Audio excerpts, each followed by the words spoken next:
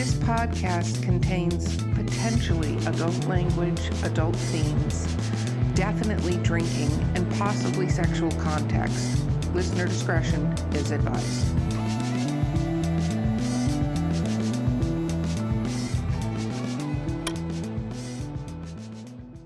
Welcome to Drinking with Authors. I am your host, Erica Lance. My co-host today, back for, I don't even know how long it's been she's been on the show. We'll see if she gets ejected from it again. She was putting an epic time out for inappropriate podcast behavior. That why I haven't been on here? I didn't know. No, I'm just kidding. She's been busy. Valerie Willis. And our guest today is Gregg Schigiel. Woo! Okay. Hello, thank you for having me. No, thank you for coming. Let's get all of this stuff out of the way. So first, don't forget, you guys are listening right now, so hit like or subscribe, please. We need that. That tells people that you like us. You can leave a review too. We'd prefer the more drunk you get, the better the review is. So please go for it. But either way, we'll take it. Our sponsor today is Skunk Brothers Spirits. Their coupon code is DWA10. Please check them out. They're veteran family owned. They're amazing, and their stuff is awesome. And if you want to, you can always email us at drinkingwithauthors@gmail.com. We'd love to hear from you if you want to be on the show, or if there's an author you'd like us to stock. So let's talk about what we're drinking. So I am drinking Pacific Rim, which is my 70% organic white Riesling. I love that it says this on the fucking price tag, that it's 70% organic, but it has a dragon on it. So it's Pacific Rim Sweet Riesling, and it's actually in Washington, which is the same state as Skunk Brothers. They don't make this wine. Don't look for it there. Okay, Val, what are you drinking? It's a margarita wine cocktail, strawberry by Rancho La Gloria. It's whatever I found. It's 13.9% alcohol. Oh, we're screwed. And I'm drinking it in a giant mug that says, "Why am I out of bed?" And we're wondering why she was off the podcast. Gregg, what are you drinking? I am a teetotaler, but I am drinking something in honor of the spirit, a Cuban soft drink called Iron Beer, which in Cuba would be pronounced Iromber. And it is a carbonated sweet beverage that I've been trying to figure out how to describe the flavor of it, and I don't know that I can. It's sort of like cream soda and Dr. Pepper and something fruity, but it's quite good. But it's, I've had people have tasted it and not liked it. I'm a fan. Okay, I like it. It's different. It's not something we have. So for people who don't know you, Gregg, can you talk a little bit about what you write? Yes, I am a author illustrator, or in shorthand, a cartoonist. Mm-hmm. So I write and draw graphic novels, and more recently, graphic novel chapter book hybrids. So it's books that have text with illustration and then comic sections within that book. Very, very cool. So we haven't had a lot of graphic artists and stuff like that on the show, so this is really neat. So what is where did you, okay, let's she's gonna find where she's got so many questions. They're all in here at the same time. I do. I had so many. So let's go back to the beginning of when you decided you wanted to be a cartoonist author. Yes. So that goes back, I think 4th grade is where I made that decision. So early on, I liked comics, I liked cartoons, I liked comic strips. And I genuinely remember, and I could be creating memories, but I have a memory of in 4th grade, looking at the 3 options: animation, comic strips, and comic books, and deciding that animation was too much of drawing the same thing over and over again to create, every image in a sequence. And comic strips, there wasn't enough room in 4 panels to tell bigger stories. So comic books was where all my energies went to. So I love that you were in 4th grade and had this realization. That's the best part of everything you just said, because I'm trying to, how old was 4th grade? How old is 4th 10. grade? Yeah, like 10. Yeah, about 10. Oh, I still wanted to be an actor when I was in 4th grade. I rode BMX sport bikes, did skateboarding, and wanted to do acting. That's where I was at 10. Now, where were you at 10? What was I? No, let's that- see. I was writing stories and composition books, like filling the whole composition books and doodling maps and things. I still have one copy of one that I did.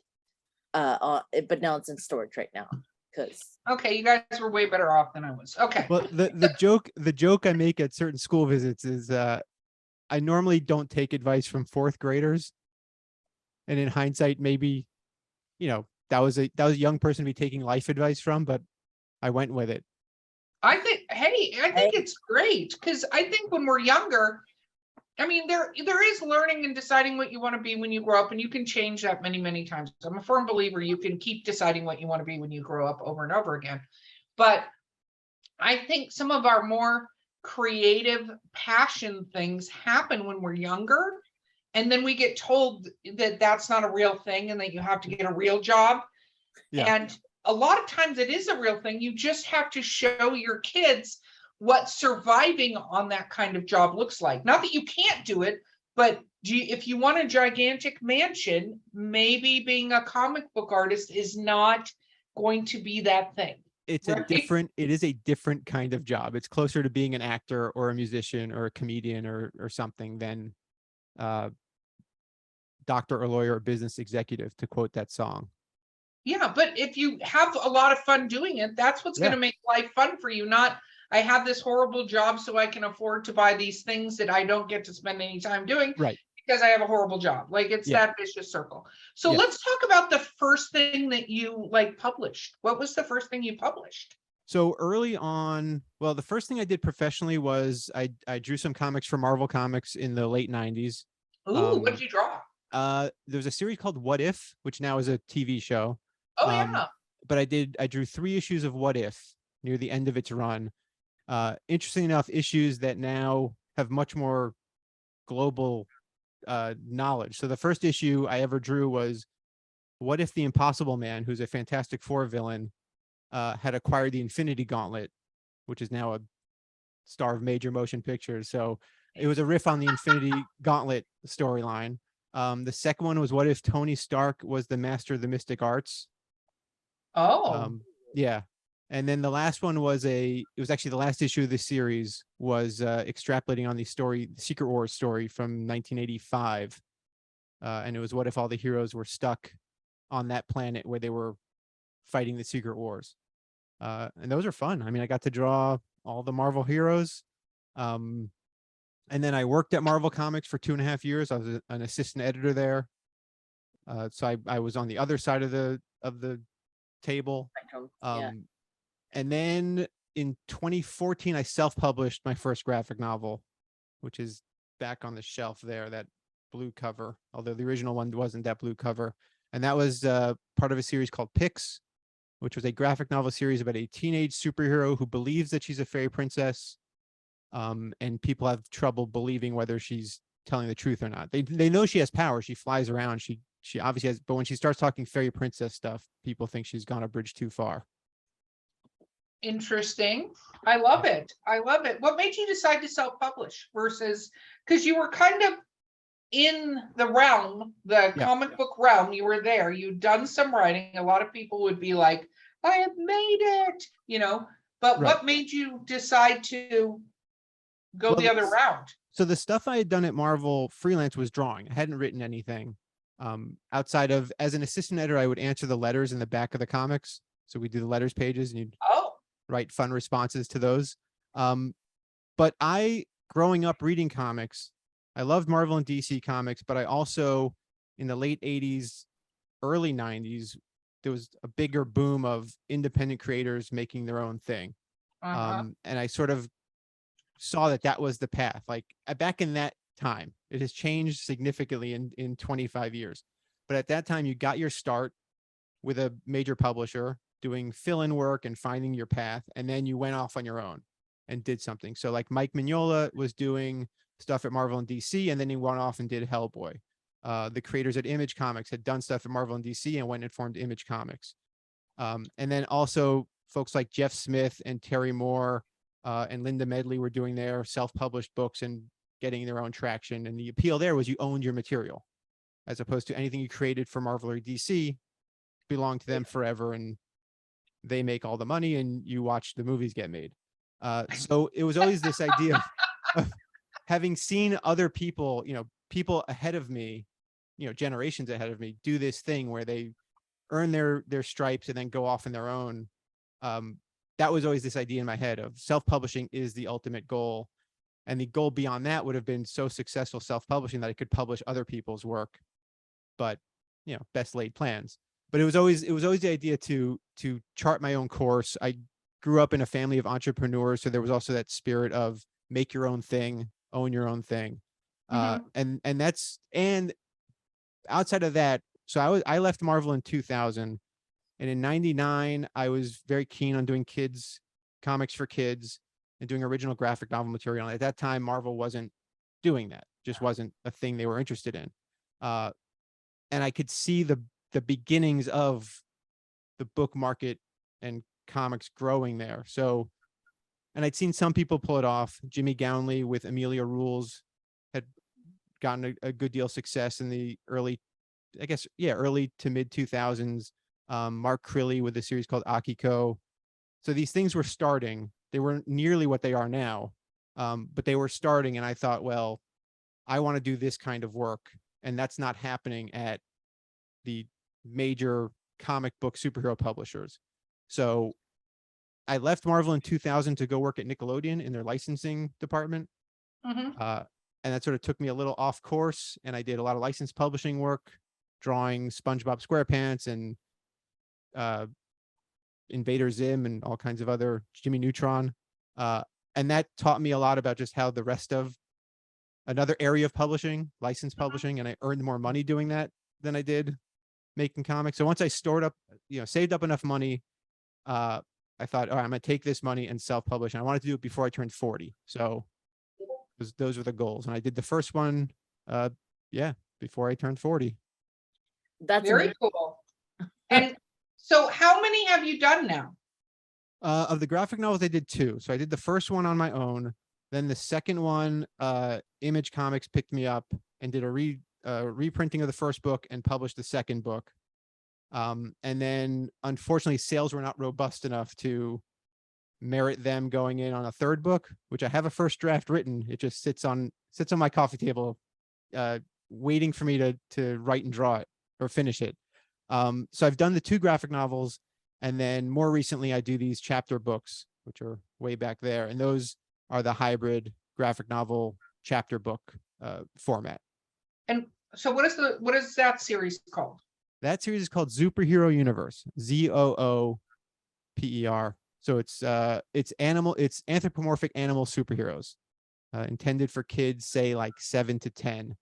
And it's going back to the 4th grader who loved all this stuff. It is basically me writing as though I were still in 4th grade playing with my toys, where I was just making up superheroes and making up adventures. And they're all really kind of based on the superheroes and the tropes we all know, but they're a little, different enough that I'm not completely stealing existing IP, of course.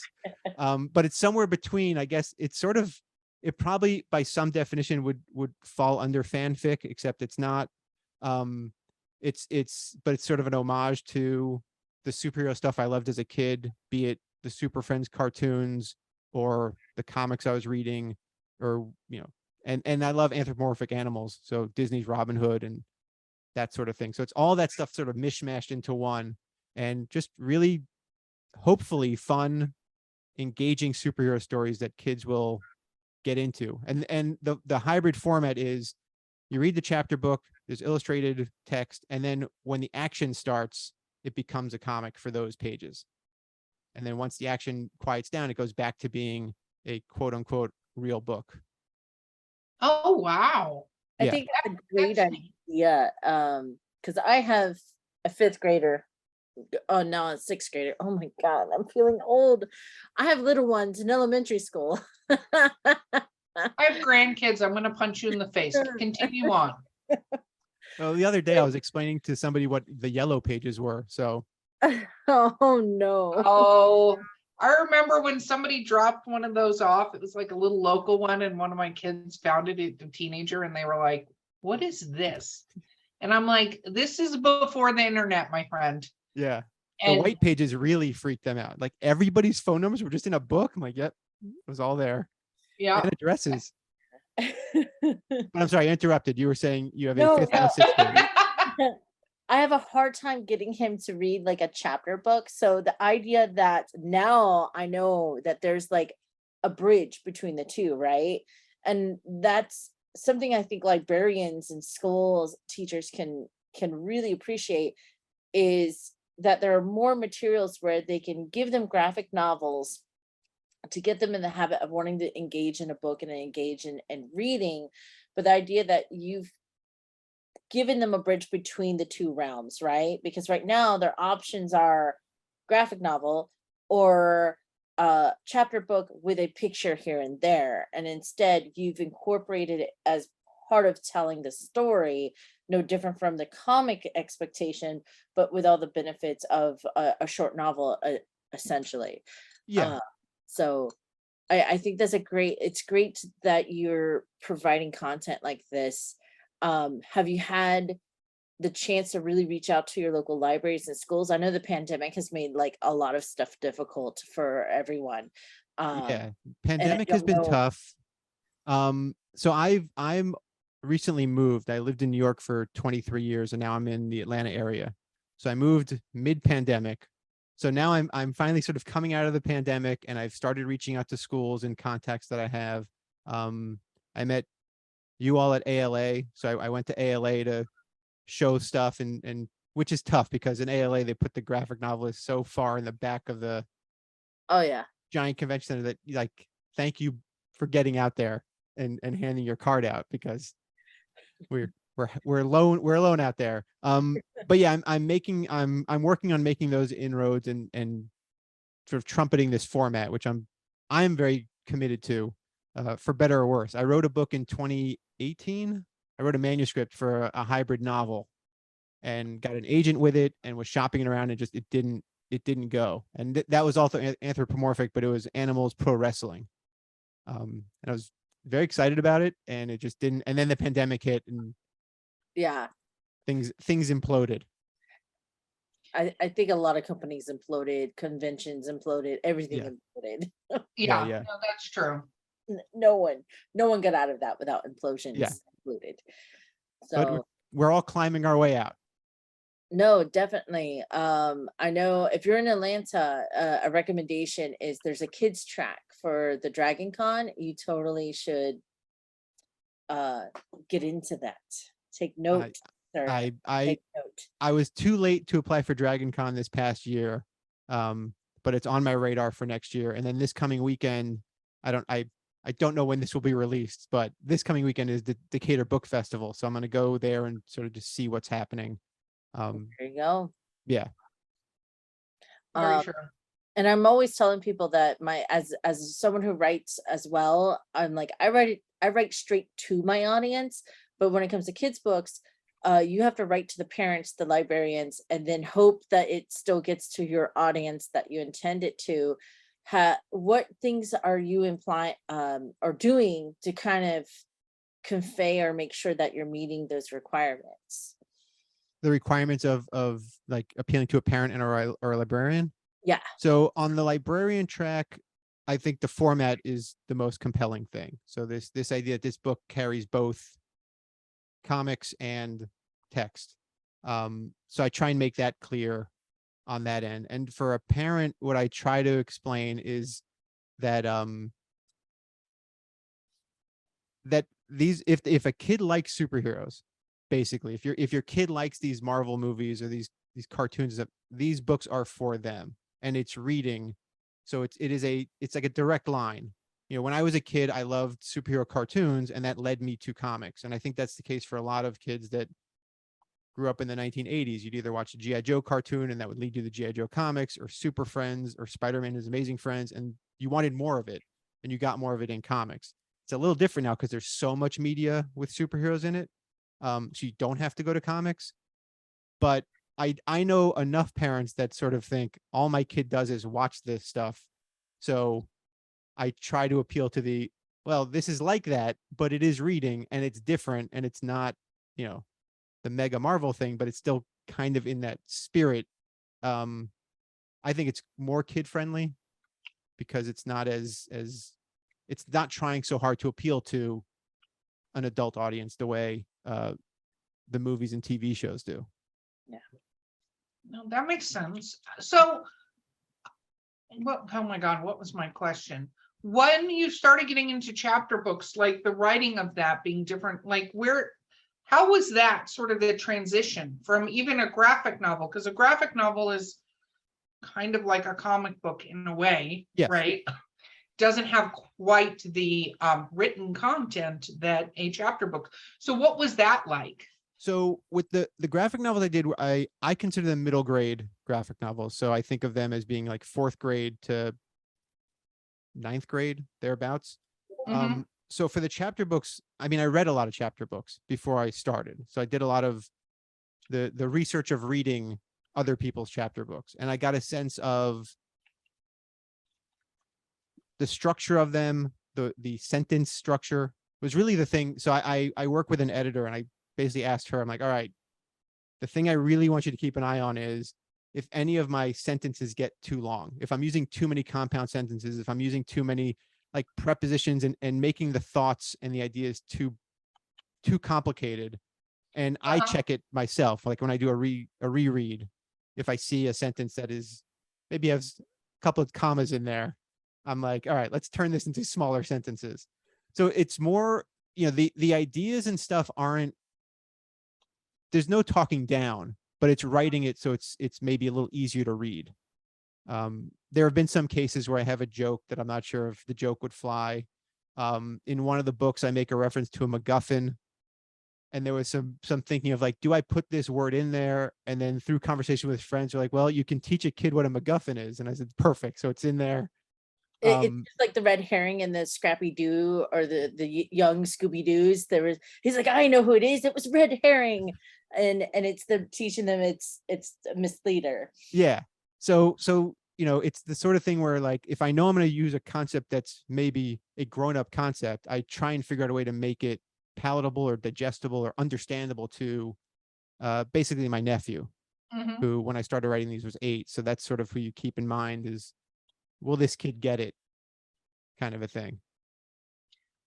Well, and I think that's neat. And I love that you said you have an editor. That's always, as people in publishing, we always go, you have an editor. That's fantastic. And she does me a great service because she charges me so little, and it's I want these books to make more money just so I can give her more money, because it's so helpful to have somebody else look at a thing and read it.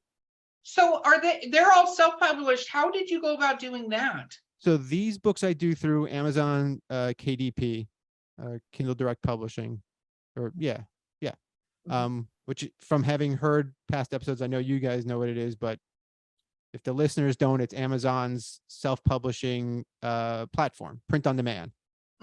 I'd spoken to another creator who does very well on there, and we did like a 1-hour Zoom session last year where he told me almost everything he does.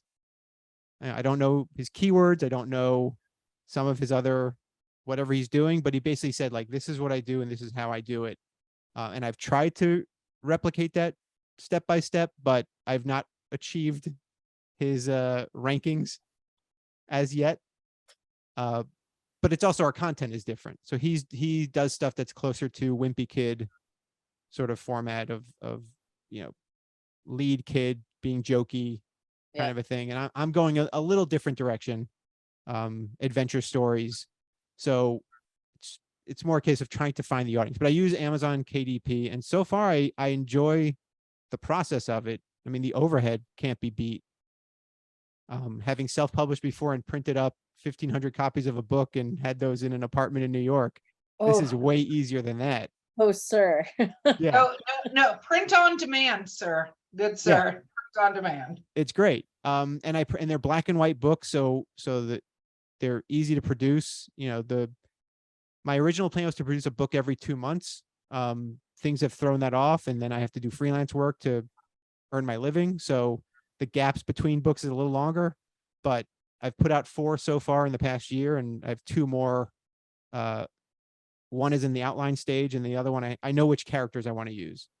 Yeah. So there's a plan in place. and now I just need the world to catch up with them. So I'm, it's constantly hustling for reviews and hustling for copies to sell. And I did a month of Amazon ads, which is hit and miss.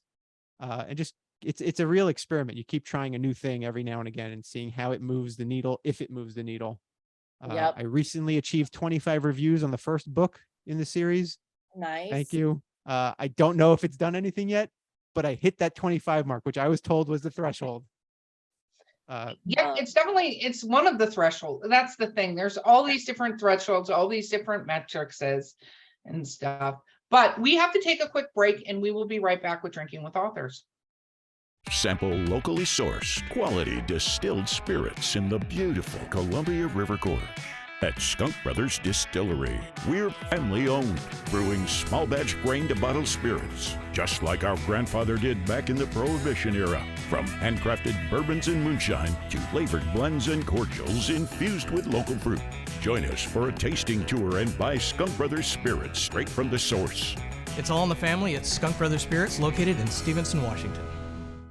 Okay, we're back. We're talking about self-publishing. Let's talk about reviews. So how has the review, do you read your reviews?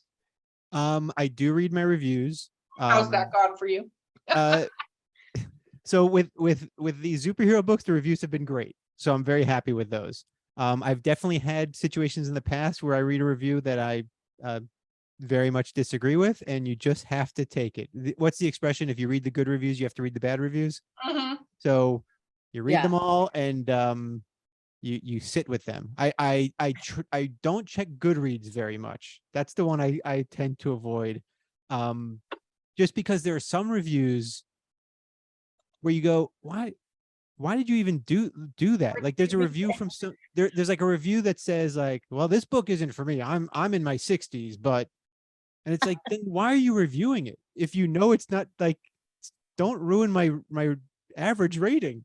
If it makes you feel any better, I have a erotica pid named Honey Cummings, and I have one where someone complained about the erotica being about the other smutty woman in a romance, and I'm like, well, yeah, like that's the whole point of this whole genre. There's always that person that no matter how hard we try to label and make sure that the flags are there, that this is the audience for this book, they'll still stumble in and they still feel the need to leave the review. I also tell people that you kind of have to take it. They're not necessarily a reflection for you. Like if you were a reader and you're like, hey, I like really smutty books, and that's their complaint, you're going to buy the book based off of what that 1 star said, because yes, that's the book I'm looking for. But every once in a while, you get that one review and it complains about something you did intentionally. Congratulations, you did a great job, to the point that someone felt passionate and noticed something you put in. So I try to talk to my authors all the time. I'm like, baby, it's okay, it's just one, you still have a 4.8 star review rate going, you are fine. The only time there were 2 reviews that I had a real reaction to. One was on my graphic novel. Somebody left a 1 star review, and their problem was that it was self-published. Like that was their issue. It was like, this book is self-published. It says this, but that's just the name he uses for self-publishing. I was like, all right, well, that's not anything. Well, welcome to being a troll. Nobody's going to care. Yeah. So for that, in my newsletter, I asked my newsletter people, like, listen, nobody respond to this review, but if you can leave reviews to get the numbers back up, and it worked. Like, 15 or so people went in and just clicked 5 stars, and it got the average back to something above. Always remind them to leave a review every so often. And it's so sweet, because my newsletter people will reply to those reminders. I'm so sorry, I forgot to do this last time. Yeah. They're really it's one of the headers in the newsletter is like, remember folks, and there's a link there, and it's a constant. You get tired of doing it because you feel like, how many times do you have to ask these people? But you just keep doing it because it's a copy paste. You just keep ringing that bell. The other review was somebody had reviewed my first graphic novel when it was self-published very positively, and said like, it's going to Image Comics. I can't wait to see what happens next. And I actually sent that person an advanced copy of the second book. And then their review for that one was 2 stars and nothing. No words about why. It was just like a 2. And I was like, what happened? I thought the second book was even better. And it's just baffling, and you just have to let it go because there's nothing you can do. No, you really need to let it go. And Yeah. the thing is that reviews are actually not for authors. They're not. Yep. Yeah, it's an unfortunate thing that the reviews and those algorithms are all, and social media, all that stuff sort of feeds into, instead of just being able to write and draw and create a thing and let marketing people handle it. Yeah, That's not how it is anymore. So no. as somebody that doesn't particularly love being the product, like you want the book to be the product, it's still a constant readjustment and relearning and go, okay, I'll put on a necktie. Let's go out in We're doing this public and crazy do these things. podcast. Yeah. Excuse me, let's talk about conventions. Yes. Because we met you at a convention. So what conventions have you been doing? I used to do a lot more comic book conventions. In the early 2000s, I used to do a Comic-Con in San Diego, Heroes Con in Charlotte, and then as I kept doing more and more kids stuff, as opposed to the mainstream Marvel DC stuff, I could sense a shift in the interest level of people attending your bigger Comic-Cons versus what I was trying to do, which is sell books to younger readers. So I was making the shift towards book festivals and school and library visits. And I was starting to get ahead of steam 2017, 2018, 2019, and then all the steam went out of the engine, and now I've moved. So now I'm trying to get that sort of momentum back. Some of my favorite shows I did were the Princeton Children's Book Festival was incredible. I don't know if you guys have heard of that one, but it's anytime I've done an event that's run by a library that partners with an independent bookstore, those are the best. Because you just get to show up. You get to show up as an author. They've ordered the books. The books are there waiting for you. The event is free for people to attend. It's run by the library. It's all super efficient, and you just meet people who want to read and buy stuff for their kids. And at the Princeton Book Festival, I had the 2 Pix books out, and I think Princeton is a pretty well-off area as well, so that helped. But people weren't asking how much the book was. Like, oh, it's a graphic novel, we'll take both. And it was the easiest day of selling books I've ever had. And there were some others in sort of the New York area. Chappaqua did one. And any of those, anytime a library partnered with a bookstore, just the energy and the spirit of it was so lovely. Similarly, visiting schools, there's something I really enjoy that. I enjoy engaging with the kids. I do a presentation. There's some back and forth with the kids where I take suggestions and do like some drawing for them. And that's fun, and that gets kids engaged. Sometimes they buy books, sometimes they don't, but it's that outreach that I prefer doing that now than sitting at a table at a Comic-Con and waiting for people to deem what's on my table worth their time, which it sounds like I'm shitting on comic fans, and some of them I might be. But I've definitely been at conventions where I'm next to somebody doing quote unquote grown-up content, and you would think, and I'm there with like SpongeBob comics. I worked on SpongeBob comics for a bunch of years, and just nobody regards those as anything of, I shouldn't say nobody, comic book fans, traditional comic book fans do not regard those as a thing worth their time. Whereas people that love SpongeBob, which there are more of those, and they go nuts. So it's really, at a certain point I realized, I have to find the people that want what I'm doing, and not, I don't need the cachet of, I could draw Batman right now. Like, I don't need to draw it for Batman. It's like that I'd rather be doing the stuff I'm doing. I just need to find the people who get what I'm doing, and that's going to be schools and book fairs and festivals and that sort of thing. ALA, assuming they place us in a more visible spot on the show floor.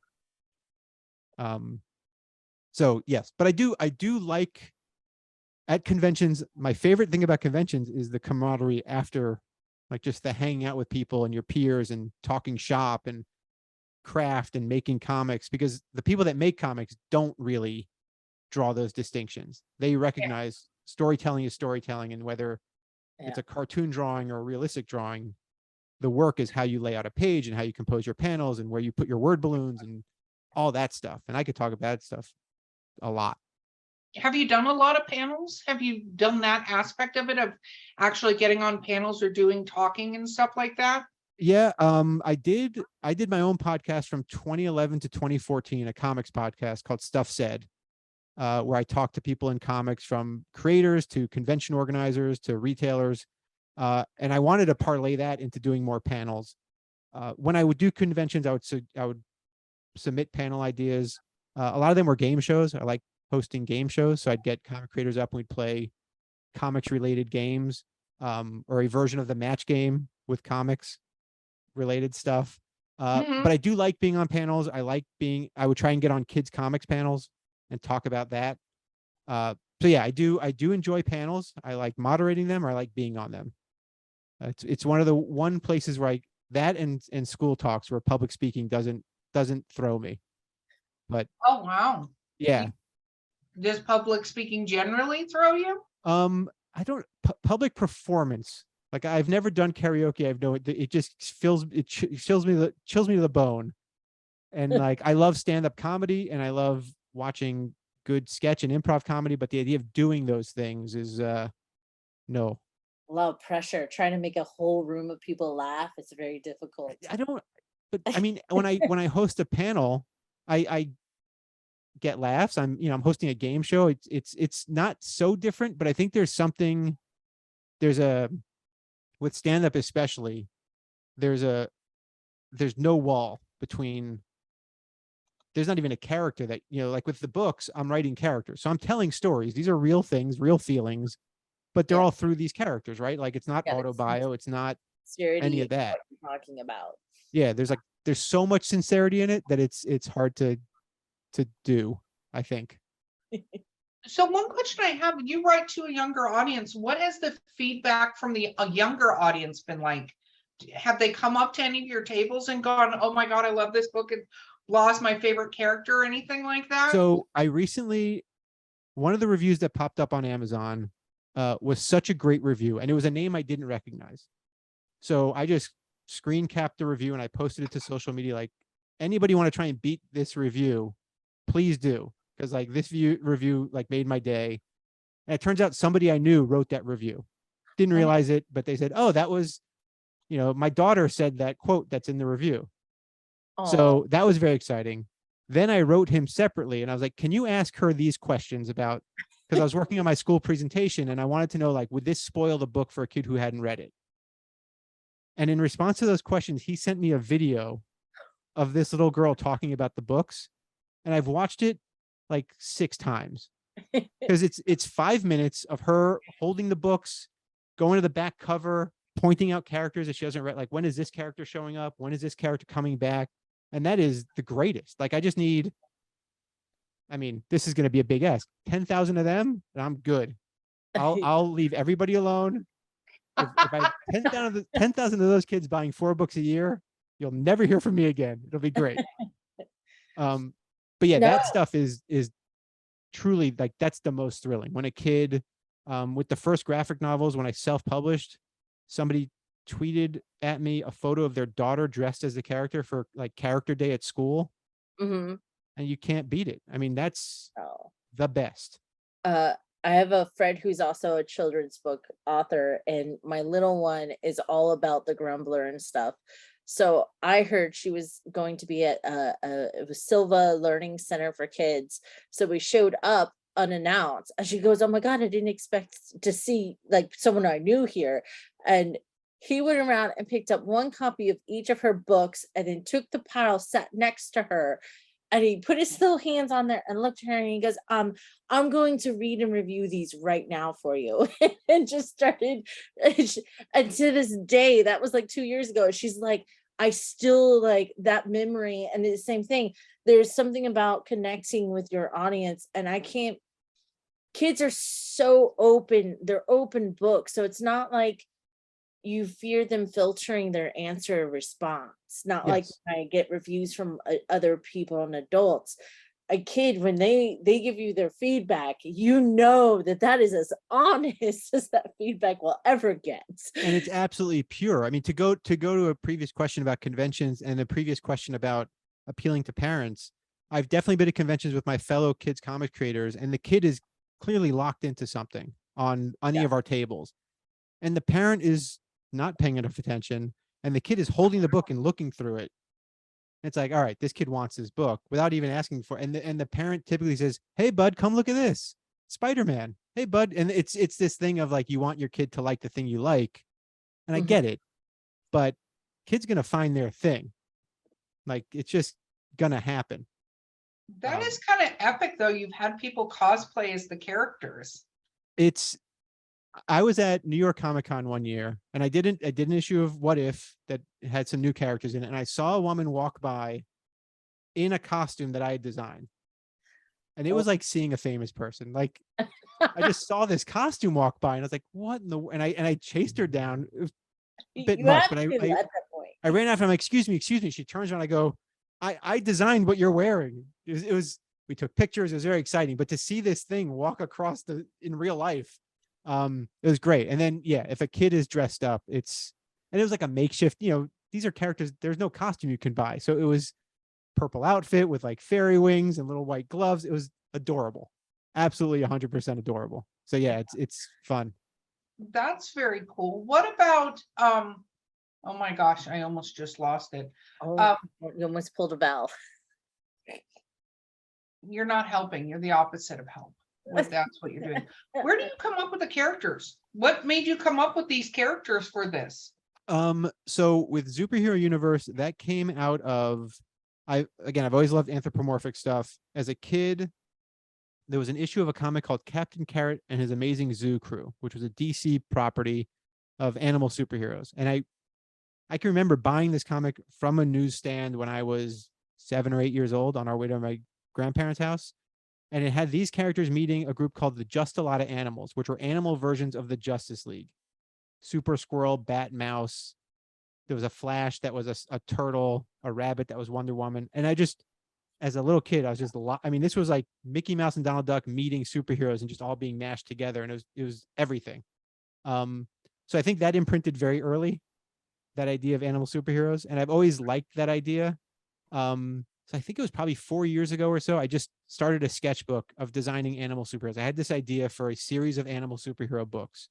They weren't these chapter books that I've made now. The format was a little different, but I had this notion of animal superheroes for kids. This is the way to go.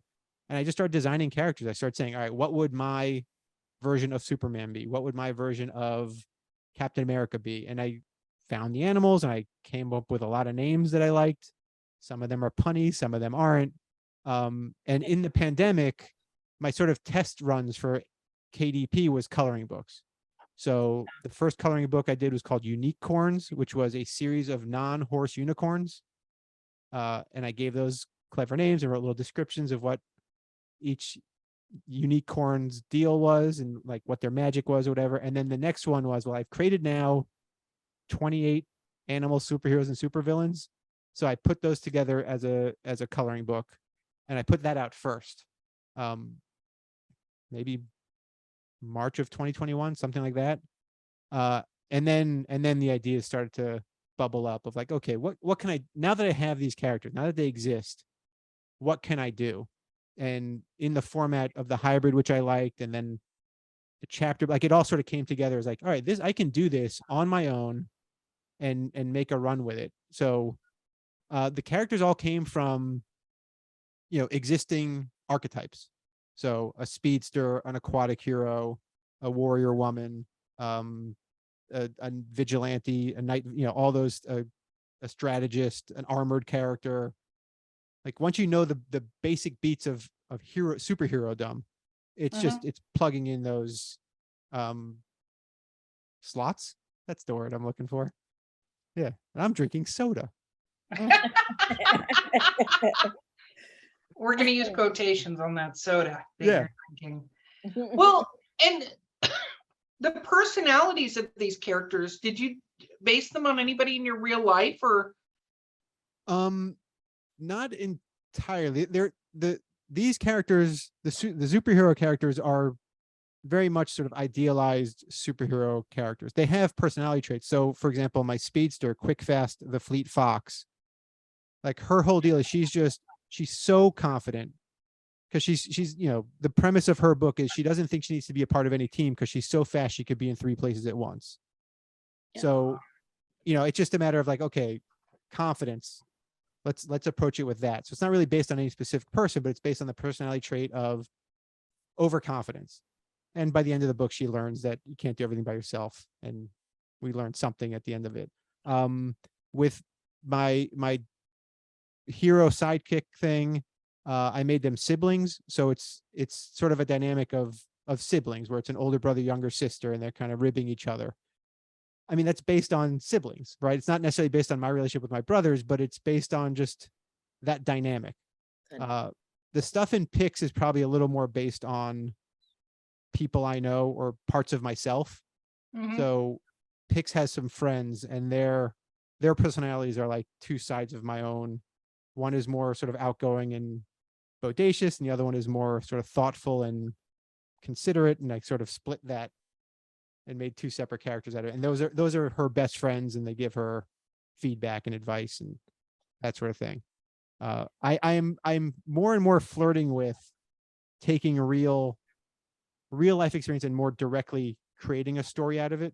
There are some books in the wings where I have outlines and I have notes and stuff that are more slice of life, not quite autobio, but I've heard the term Roman à clef, where it's like a version of your story.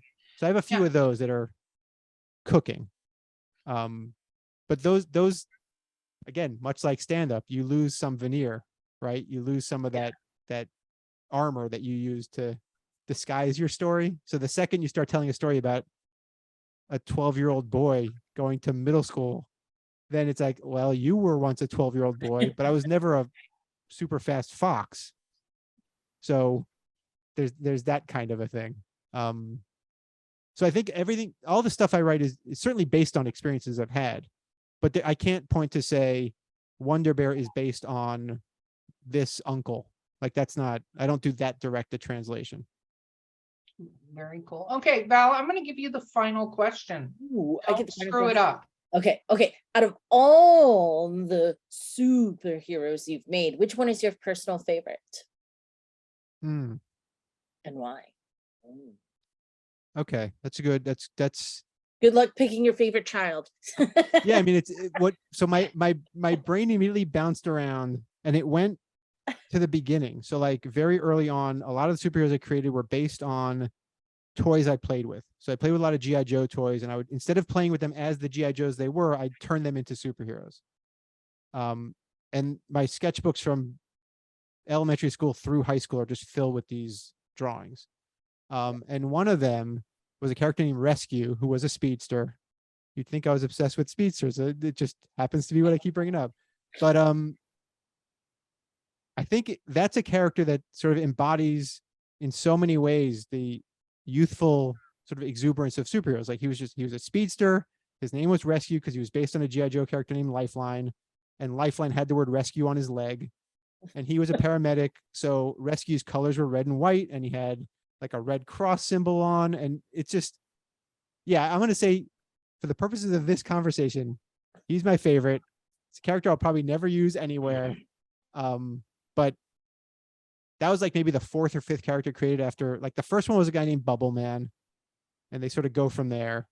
But Rescue was yeah, I'm going to go with Rescue. Stuck with you the longest. I think you're going to have to post Rescue on your site though, because when you're about to do the shameless self-promotion, are going to go looking for Rescue, and they're going to be like, where's Rescue? I can direct people. So I have a YouTube channel, and I did a series of videos called Stuff Sketched. And one of those videos is me redesigning Rescue as a new design for the character. So you get to see what he originally looked like. You will see the original Lifeline action figure from G.I. Joe. I tell the whole story in like 13 minutes or whatever it is. So Rescue is out there. Very Listeners. cool. Okay, shameless self-promotion time, Greg. How do people find you? So the easiest way to find me is my name, which is a bit of an oxymoron because my name is spelled strangely, but it is Gregg, Gregg, and my last name is Schigiel, Schigiel. So if you go to greggschigiel.com, that's my website. I'm Gregg Schigiel on Twitter and Instagram. The superhero books are on Amazon. And if you type in superhero or you type in Gregg Schigiel, that's what's going to come up. The Pix books you can get on my website. And there's the YouTube channel, which is also my name. I've kept the branding pretty simple. It's just my Very name. cool. And they're only, I think there's only 6 Schiegels in the world. So you'll find me. If you spell it, as long as you spell it right, you'll find me. Very, very cool. I still have my cough from COVID. It's so delightful. It has been amazing having you on this show. Thank you so much for being here. Thank you so much for again, swinging by Artist Alley at ALA and handing me your card and being receptive to having me on. This has been a joy.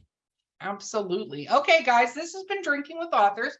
I've been your host, Erica Lance. My co-host who has survived this and maybe won't go into a forever timeout again.